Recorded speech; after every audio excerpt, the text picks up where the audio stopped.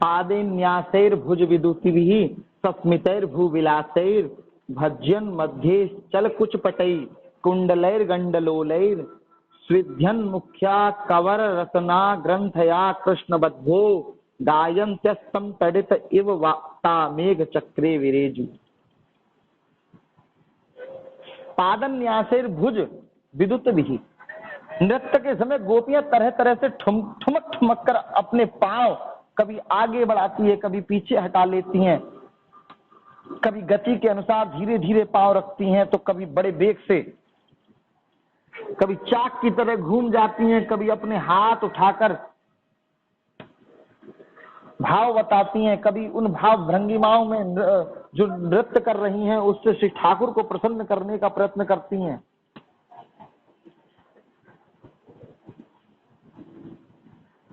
कभी बड़े कलापूर्ण ढंग से मुस्कुराती हैं, तो कभी भौएं मटकाती हैं। नाचते नाचते उनकी पतली कमर ऐसे लचक जाती है मानो टूट गई हो। झुकने बैठने उठने और चलने की फुर्ती से उनके जो वक्षस्थल है वह उससे जो ओढ़नी है उस पर वह उड़ जाती है और कानों के कुंडल हिल हिलकर कपोलों पर आ जाते हैं। नाचने के परिश्रम से उनके मुंह पर पसीने की बूंदें झलकने लगती हैं। केसों की चोटियां कुछ ढीली हो जाती हैं और नीवी की गांठ खुल जाती है। इसी प्रकार नटवर नंदलाल की परम प्रेयसी गोपियां उनके साथ गा गा कर नाच रही हैं। मैंने आपको बताया था कि चार स्थिति जो है गोपियों की स्थिति के संदर्भ में, कि अब जो स्थिति गोपी की है वो पहले गोपी गीत में गोपी की स्थिति कीर वाली थी। कीर मतलब तोते की। तोता बड़ा सुंदर बोलता है, गोपी ने भी बड़ा सुंदर गीत गाया। और अब जो गोपी की स्थिति है वो मयूर वाली है। वह भगवान की के लिए नाच रही है। आप इस गोपी के नृत्य को साधारण नृत्य मत समझना। ये गोपी का नृत्य संसार के लिए नहीं है, ये अपने प्रेमास्पद श्री अखिल ब्रह्मांड नायक योगी योगेश्वर श्री कृष्ण के लिए है।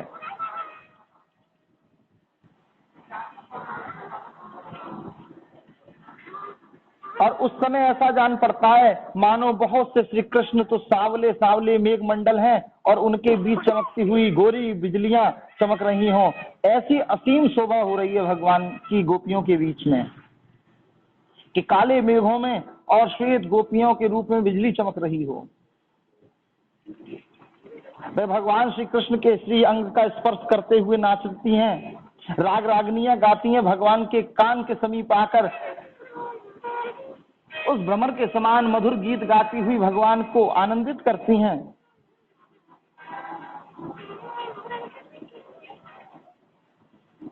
कोई गोपी भगवान के साथ उनके स्वर मिलाकर गा रही है। वह श्री कृष्ण के स्वर की अपेक्षा और भी ऊंचे स्वरों से राग अलापने लगी हैं। उनकी विलक्षण और उत्तम स्वर को सुनकर वे बहुत ही प्रसन्न हुई और वाह वाह करके उनकी प्रशंसा करने लगी। उसी राग को एक दूसरी सखी ने ध्रुपद में गाया, उसका भी भगवान ने बहुत सम्मान किया। देखिए, कोई कहे कि ये गोपी गंवार हैं, गांव की हैं, इनको कुछ सुध बुध नहीं है, ये ज्ञान नहीं था। आपको बता दूं कि संगीत विद्या में ध्रुपद गायन बहुत श्रेष्ठ विद्वानों को आता है। जो ध्रुपद गा ले वह संगीत का जो विशारद होता है। और आज ये गोपी ध्रुपद गाती है भगवान के साथ संगीत में। मानी जिस क्षेत्र में भी गोपी है नृत्य कर रही है तो नृत्य भी अद्भुत कर रही है। लोग कहते हैं बैलेट डांस बाहर से आया, आप इसको समझिए ना कि देखिए यहाँ पर स्पष्ट कहा गया है कि उनकी पतली कमर मानो ऐसे लचकती है कि जैसे टूट कर गिर गई है, जैसे टूट गई है। मानी इतना अद्भुत नृत्य है गोपी का। हमारी सनातन संस्कृति और हमारी यहाँ पर जो विधा है ज्ञान की वो इतर कहीं भी नहीं है। और आज संगीत में देखिए ये उत्कृष्ट अनुभव करती हैं। इनको विद्या का इतना ज्ञान है, चाहे वो वेदांत की विद्या हो, क्योंकि ये वेद स्वरूपा जो ऋषिजा गोपी है उसने तप किया है, और जो श्रुतिजा गोपी है वो ज्ञान स्वरूपा है। ज्ञान की भी श्रेणी में ये अव्वल है और ये कर्मयोग में भी अव्वल हैं, और ये भक्ति योग की तो साक्षात प्रत्यक्ष मूर्ति हैं ये गोपियां।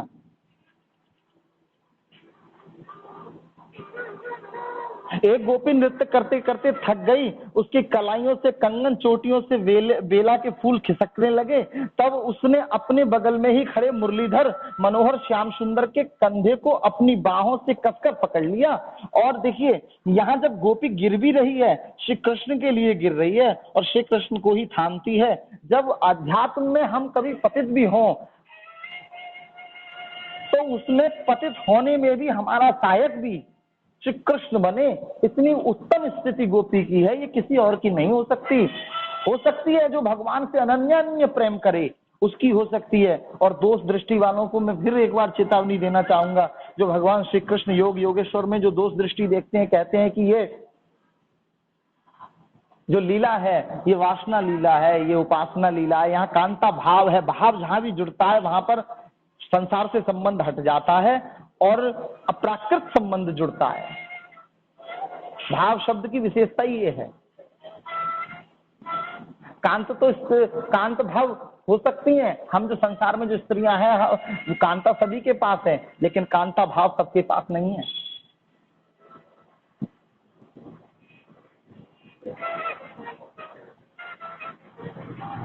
जो ये गोपी है,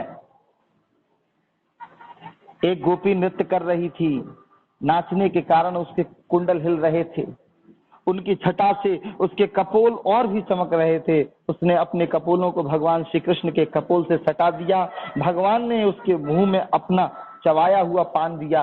ये उत्कृष्ट लीला लगेगी आपको, लेकिन मैं आपको ये बता दूं कि बिल्कुल इसमें दोष दृष्टि नहीं रखिएगा। भगवान हमारे यहाँ उच्चिष्ट प्रसादी की भी परंपरा है, लेकिन वो श्रेष्ठ धर्मज्ञ लोग हों जो उनके द्वारा उच्चिष्ट प्रसादी लेनी चाहिए। भक्तमाल में कई प्रसंग ऐसे आते हैं जिनमें उच्चिष्ट प्रसादी का महात्म बताया गया है।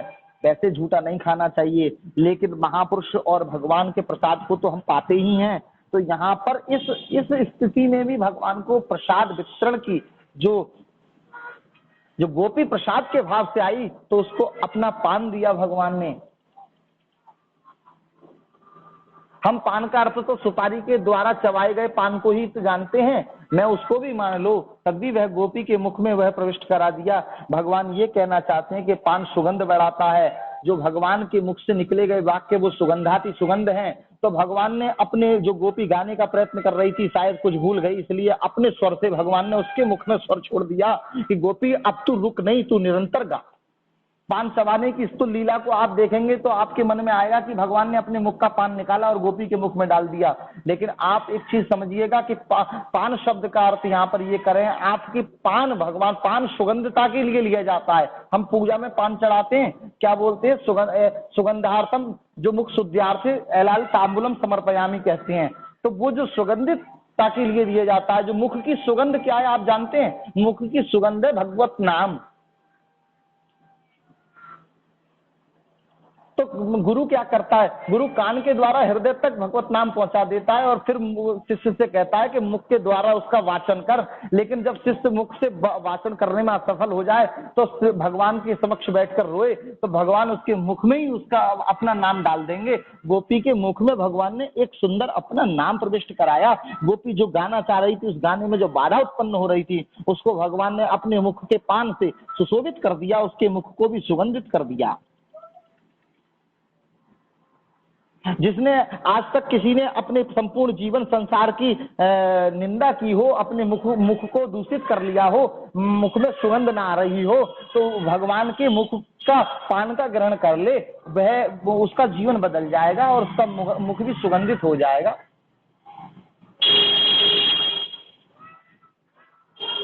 नृत्यंती गायंती काचित कुंजन नुपुर मेखला पार्श्वस्थाच्युत हस्ताब्जम शांताधात तनयो शिवम।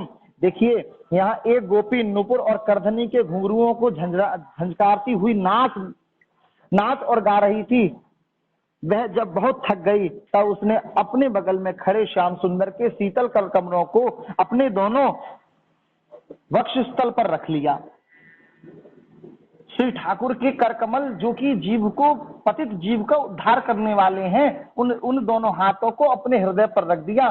सच्चे अर्थों में जो मन है ना, वो हृदय के सामीप्य रहता है, क्योंकि यहाँ त्वरीय अवस्था है। यहाँ हृदय में मन बात कर रहा है गोपियों के। तो भगवान से ये कहना चाहती है गोपी कि ये हाथ का प्रयोग हम तब करते हैं पकड़ने के लिए करते हैं, और भुजा जो है, हाथ जो है वो क्षत्रिय का प्रतीक है। भगवान के श्री विग्रह में भुजाओं से क्षत्रिय उत्पन्न हुआ है। तो भगवान कहती है ये मन जो है बड़ा दुष्ट शत्रु है, और शत्रु का नाश करने की जिम्मेदारी भगवान ने क्षत्रिय को दी है। उसी क्षत्रिय स्वरूप जो भुजाएं हैं भगवान की, उसको अपने वक्षों पर रख लेती है गोपी। गोपी ये कहना चाहती है कि प्यारे प्रियतम, ये मन जो दुष्ट है, जो संसार की ओर हमें लगा देता है, इस मन रूपी शत्रु को जो आप में लग जाए, माधव में लग जाए, ना कि इधर उधर जाए, इसको या तो बंधन में डाल दीजिए और नहीं तो इसको फिर खत्म कर दीजिए, या आपका होकर रह जाए। तो यहाँ वक्ष पे रखने का अर्थ समझना है। लोगों को जो दोष दृष्टि से देखेंगे तो उनको सब दोषमय दिखाई देगा, लेकिन प्यारे प्रियतम के प्रति जिसने भी दोष में देखा बहुत गलत है। भगवान के लिए ऐसे शब्दों का प्रयोग नहीं करना चाहिए। ये दिव्याति दिव्य लीला है, इसमें भगवान शंकर जैसे दिव्य योगेश्वर इस लीला में प्रवेश करते हैं। इस लीला में दोष देखना तो बहुत ही जीवन में अपने संपूर्ण, आप समझिए कि आपके पाप उदय हो गए अगर आपने दोष देखा। ज्ञान की दृष्टि से देखें चाहे भक्ति की दृष्टि से देखें, आप एक चीज का भान समझ लें कि यहाँ पर अपने कर कमल भगवान के दोनों वक्षों पर रखने का प्रयोजन समझना है। भगवान की लीला बड़ी आध्यात्मिक है और ये दिव्याति दिव्य है। गोपियों का सौभाग्य लक्ष्मी जी से भी बढ़ गया। लक्ष्मी जी परम प्रियतम एकांत वल्लभ भगवान श्री कृष्ण को अपने परम प्रियतम के रूप में पाकर गोपियां गान करती हुई उनके साथ विहार करने लगी हैं। बड़ी सुंदर अद्भुत ये रास की जो दिव्य लीला हुई, इसको देखकर गोपी मानो बेहवल हो गई है। और गोपी ने इस स्थिति को पाकर, साक्षात इस रास में भगवान भोलेनाथ भी आए हैं। भोलेनाथ का प्रसंग का आप सब सुन चुके हैं, जिस रास में साक्षात काम को तीसरे नेत्र द्वारा ध्वस्त कर दिया हो, उस लीला में जो श्री भूत भावन भोलेनाथ हैं, उनका आगमन हो एक गोपी के स्वरूप में गोपी बनकर आए। गोपी बनकर क्यों आए? क्योंकि भोलेनाथ जानते हैं कि पुरुष एक संसार में योगेश्वर श्री कृष्ण हैं, और बाकी उनको पाने के लिए गोपी बनना है। गोपी कृष्ण रसम गो इंद्रियई कृष्ण रसम पिबती इति गोपी, जो अपनी समस्त इंद्रियों से कृष्ण रस का पान करे वो गोपी है।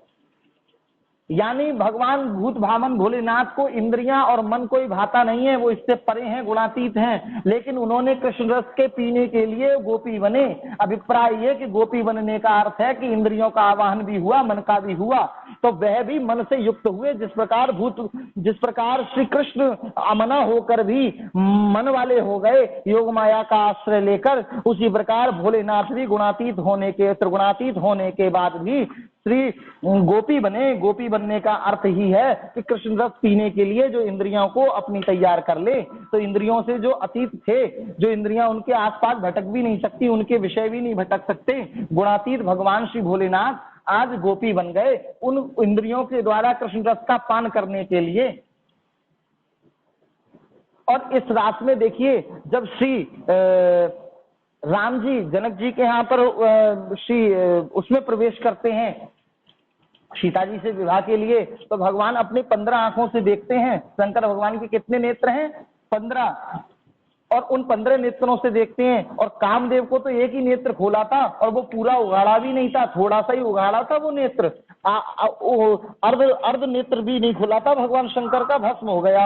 और साक्षात श्री राम जी को जब श्री भूत भावन भोलेनाथ देखते हैं उन 15 नेत्रों से, तो वो वहां क्यों नहीं होता? क्योंकि वो जानते हैं कि ये काम स्वरूप नहीं, ये तो राम स्वरूप में है, और जहां राम है वहां तो फिर भस्म कोई नहीं हो सकता, और जहां काम है वो तो भस्म होना ही है, निश्चित है, उसमें कोई संदेह नहीं है। जहां शिवम मानी कल्याण करने के लिए साक्षात शंकर जी आए हों जिस महाराज में, उसमें दोष दृष्टि देखना ये हमारी बुद्धि का बौनापन है, अगर कोई देखे तो।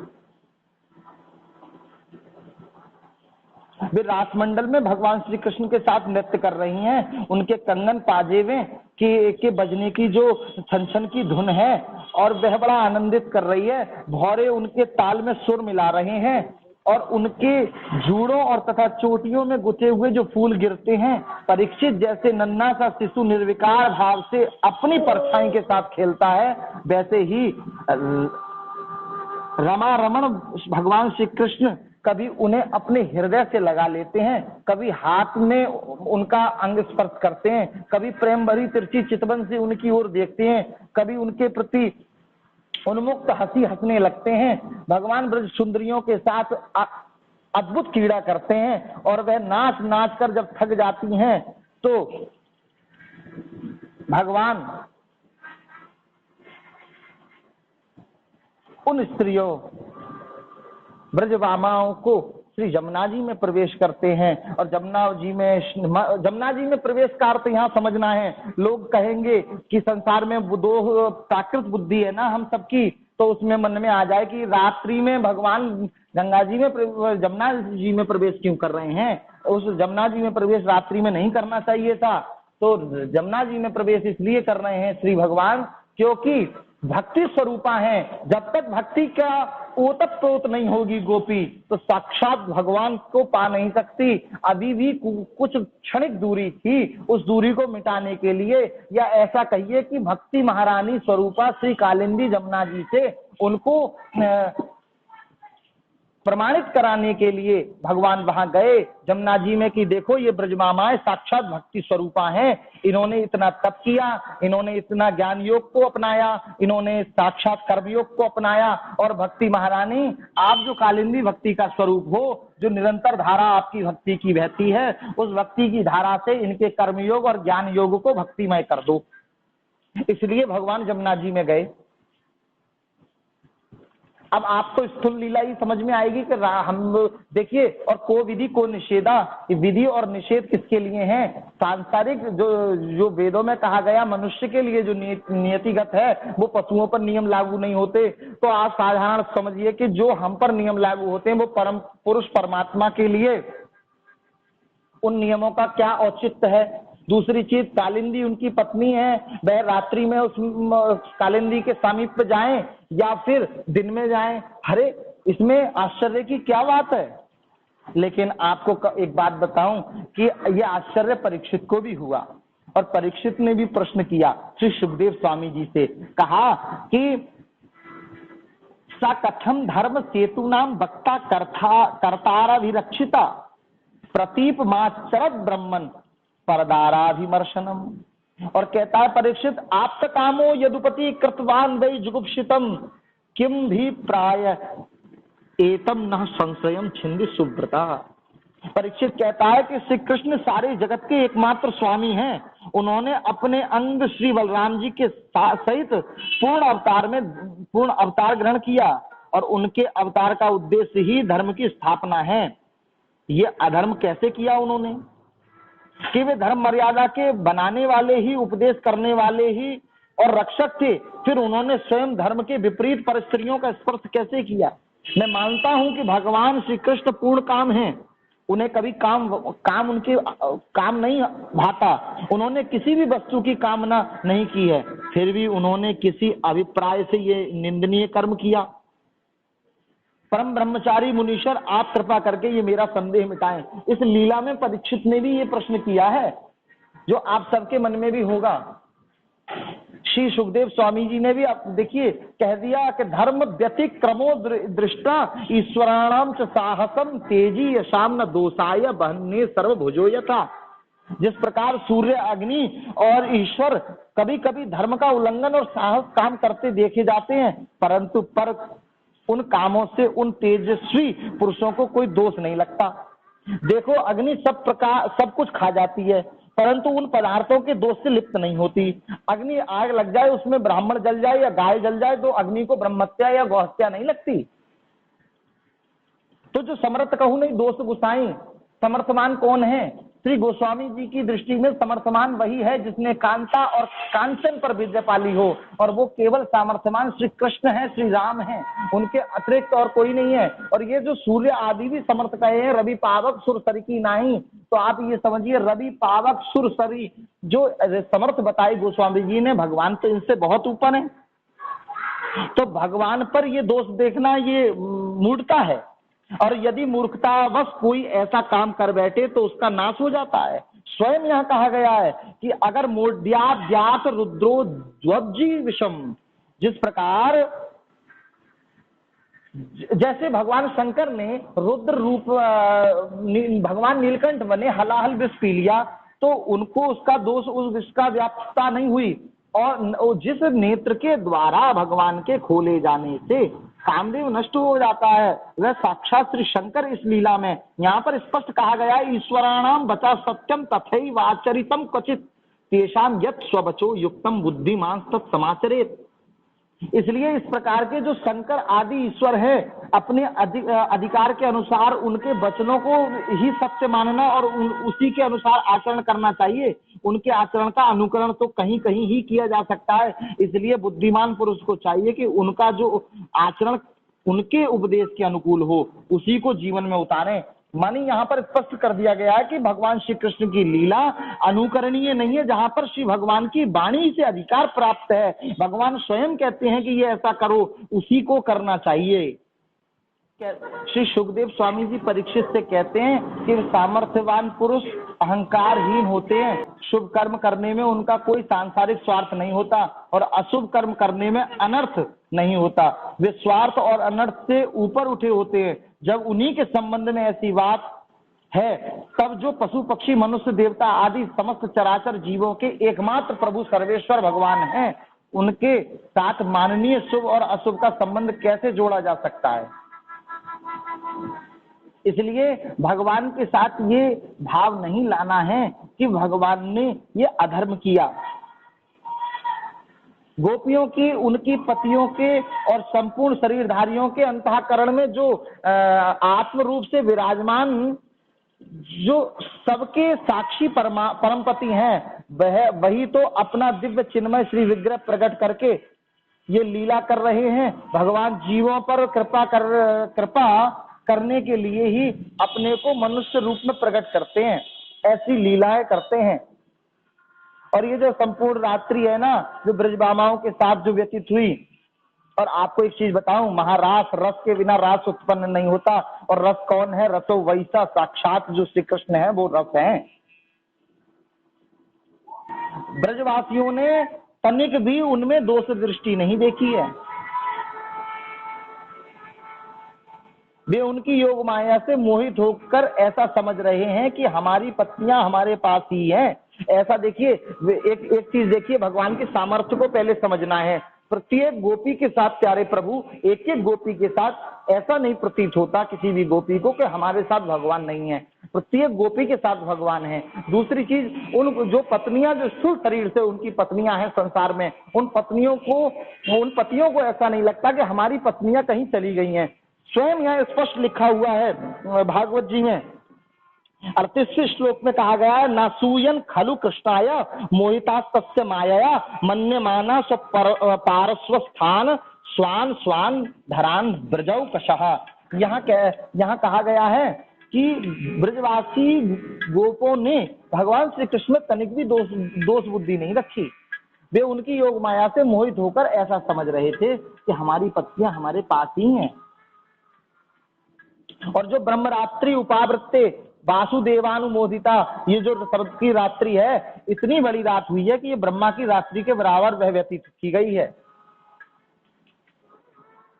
ब्रह्मा का संपूर्ण एक दिन में कल्पांतर व्यतीत हो जाते हैं, और ये रात्रि इतनी वृहद है कि इसमें संपूर्ण रात्रि में भगवान ने इनकी ऋषिजा और जो श्रुतिजा जो गोपी हैं, 4 प्रकार की गोपी बताई। गोपीजा जो गोलोक से आई हुई गोपी हैं, इन सब के साथ भगवान ने दिव्य लीला की है। विक्रीडितम ब्रजवधूभिरिदं च विष्णु श्रद्धान्वतोऽनुशृणुयादथ वर्णयेद भक्तिं परा भगवती प्रतिलभ्य कामं हृद्योगमास्वपहिनोत्य चिरेण धीरा। श्री सुखदेव स्वामी जी कहते हैं, परीक्षित, जो धीर पुरुष ब्रज युवतियों के साथ भगवान श्री कृष्ण के इस चिन्मय रास विलास का श्रद्धा के साथ बार बार श्रवण और वर्णन करता है, उसे भगवान के चरणों में पराभक्ति प्राप्त होती है और वह बहुत ही शीघ्र अपने हृदय के रोग काम विकारों से छुटकारा पा जाता है। उसका काम भाव सर्वदा के लिए नष्ट हो जाता है। जिसको इस दिव्य रात की कथा को सुनने से जिनके हृदय के रोग दूर हो जाते हों और उस दिव्य लीला में काम वासनाएं जो हृदय में बसी हुई हैं वो दूर हो जाती हों, तो इस लीला में काम लीला ये कैसे हो सकती है? इस लीला में 5 अध्यायों में ये वर्णन है वेद व्यास जी के द्वारा। कामदेव ने भी अपने 5 बाणों का प्रहार भगवान पर किया था। भगवान ने कामदेव को खुला युद्ध करने के लिए कि वहां भोलेनाथ तो समाधि में थे, मैं तो आज ब्रजवामाओं से घिरा हुआ हूँ, उद्दीपन श्रृंगार आदि सब कुछ मेरे पास है। और श्री कामदेव को कहा कि तुझ में अगर सामर्थ्य है तो तू मुझे मेरे हृदय में काम उत्पन्न कर कर दिखा। उसने अपने 5 बाणों का प्रयोग कामदेव ने किया इस महारास में, लेकिन भगवान को पतित ना कर सका। काम च्युत कर देता है, लेकिन काम ने जब देखा कि भगवान पतित नहीं हो पाए तो भगवान के चरणों में गिर जाता है, प्रणाम कर कर भगवान को अच्युत नाम से संबोधन करता है। और इस दिव्य लीला में श्री रास रासेश्वरी श्री राधिका रानी की बिना कृपा और आज्ञा के न इसे कोई कह सकता है और ना कोई सुन सकता है। ये जो दिव्य लीला का आप सबने श्रवण किया है, भगवान श्री कृष्ण से प्रार्थना करता हूँ कि आपके हृदय में भी जो काम विकार और क्रोध विकार आदि हैं, जो हृदय के विकार हैं, उनको भगवान नष्ट करें और आपके हृदय में भगवान की पराभक्ति का संचार हो, जो कि आपको इस जन्म और पारलोक में भगवान का सानिध्य प्राप्त कराए। इसी भाव के साथ में महाराज की कथा, महाराज पर 1 दिन नहीं, 2 दिन नहीं, हजारों वर्षों तक बोला जा सकता है। बड़े बड़े विद्वानों ने बहुत बहुत लिखा है। मैं कहाँ तक कहूँ, मेरी शक्ति सामर्थ्य से जो मुझे उचित भगवान ने और गुरु परंपरा से मिला उसको मैंने आप लोगों से कहा। फिर भी कोई त्रुटि हुई हो श्री भगवान माधव से मैं रास की, क्योंकि पात्रता कहने की सामर्थ्य मेरी है नहीं, लेकिन फिर भी मैंने इसको कहने का प्रयास किया है। श्री राधा रानी मुझे कहने की सामर्थ्य प्रदान की है और कोई किसी प्रकार की अगर मुझे त्रुटि हुई है तो मैं इसके लिए क्षमा प्रार्थी हूँ, श्री माधव से क्षमा चाहता हूँ, क्योंकि ये रास की वो दिव्य कथा है जिसमें बिल्कुल भी प्राकृत भाव से आप ना इसे कह सकते और ना सुन सकते हैं। भगवान ने जो वन विहार आदि सब किया है, ये दिव्य लीलाएं हैं, इनमें कभी भी अपनी प्राकृतिक दृष्टि नहीं रखना और ना ये अनुकरणीय है। ये लीलाएं केवल श्रवणार्थ, अपने श्रवणार्थ हैं। इसी के साथ और भी रास पर बहुत सारा विषय रखा जा सकता है, लेकिन आज और इस समय में हम इतना ही रास पर कहेंगे। इसी के साथ सभी को राधे राधे।